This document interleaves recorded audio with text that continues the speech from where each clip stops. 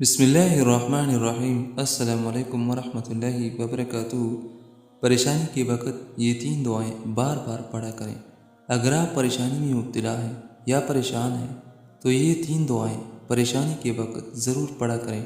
انشاءاللہ الرحمن ہر پریشانی دور ہوگی۔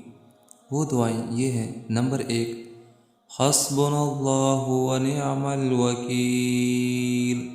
نمبر 2، لا الہ الا انت سبحانک انی کنت من الظالمین۔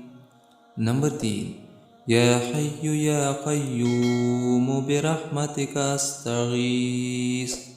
یہ تین دعائیں بار بار پڑھا کرے، انشاءاللہ الرحمن ہر پریشانی ختم ہوگی۔ اللہ تعالیٰ اس میں عمل کرنے کی توفیق نصیب عطا فرمائے۔ آمین ثم آمین۔